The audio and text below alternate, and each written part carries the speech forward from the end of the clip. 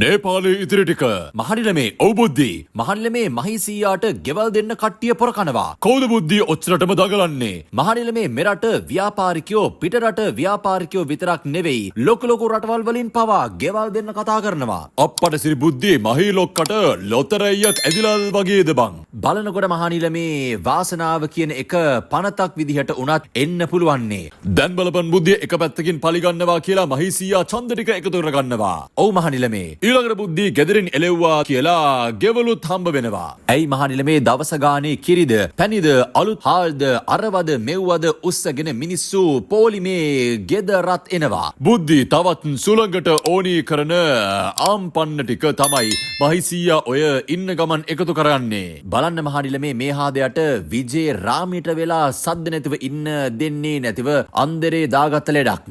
මහනිලමේ මහී ලොක්කට කවුරුවත් මේ වගේ උදව්වක් නම් කරන්නේ නෑ අන්දරේ ඇරෙන්න.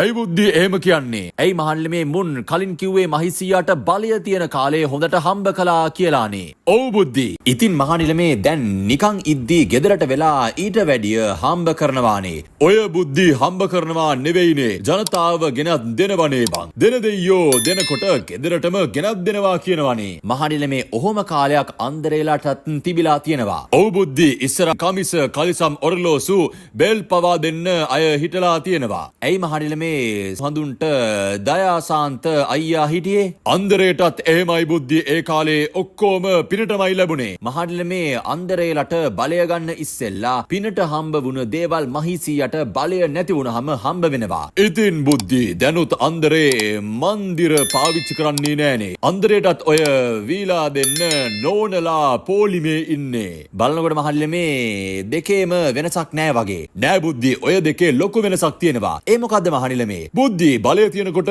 දෙන්නේ පුද්ගලයාට නෙවෙයි තනතුරට. ඔව් මහනිලමේ. බුද්ධි බලය අහිමි වුණ කාලේ දෙන්නේ පුද්ගලයාට. අප්පට සිරි මහනිලමේ එතකොට අර නෝනා විලා දෙන්නේ අන්දරේලට නෙවෙයි තනතුරටද?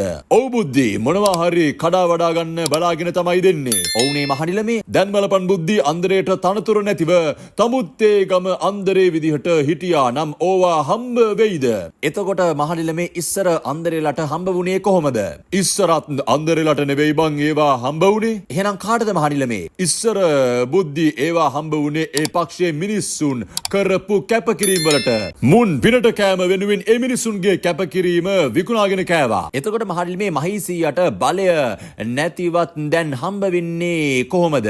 ඒ බුද්ධි බලය තියෙන කාලේ කරපු වැඩවලට. මොනවද මහනිලමේ ඔච්චරම කරපු වැඩ? බුද්ධි ඔය හැමදේම හම්බ වෙන්නේ කොටියට ගහලා මේ රටට සාමය උදා කරපු එකට.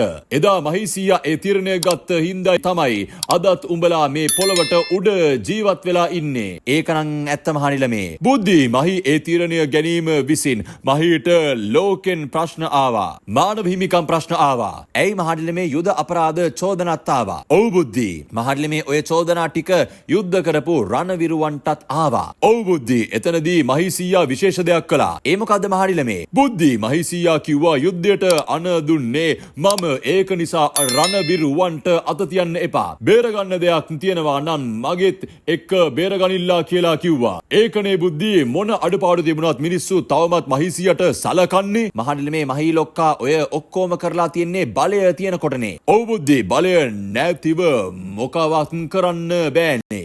ඉතින් මහනිලමේ අන්දරේ සහෝදරයාත් බලය තියෙන කාලේ මොනවා හරි කරයි. ඔව්වන් කරයි මේන් කියලා කරයි. දැනටත් ඔය කරලා තියෙන හරිය මදිද බං? දැන් මොනවද කරලා තියෙන්නේ මහනිලමේ? ඇයි බං ගන්නකොට 5% තිබුණ සංවර්ධනය 3.1ට දාලා තියෙන්නේ. මහනිලමේ මෝල් රාජ් කිව්වේ ඔක්කොම කනපිට හරවනවා කියලා. ඔව් බුද්ධි බලපන් මහීසීයා ගත්ත යුද ජයග්‍රහණය මුන් කනපිට හරවන්නේ නැද්ද කියලා. ඒ කියන්නේ මහනිලමේ මේ යන විදියට බුද්ධි මහීසීයා යුද්ධ කරලා නිදහස් කරගත්ත රට ආයෙත් අන්දරේ එක පෑන් පාරකින් කොටියාට දෙන්න ඉඩ තියෙනවා. මහනිලමේ එහෙම කළොත් බලය නැති කාලේ ජනතාවගෙන් මොකුත් හම්බ වෙන එකක් නෑනේ. එහෙම කළොත් ජනතාව බලය නැති වෙනකම් බලන් ඉන්නේ නෑ එවන්. නේපාලේ වගේ ඇවිත් බලයත් උදුරගෙන තමයි ඉතිරි ටික කරනවා ඇත්තේ. මම මොන්රවිල.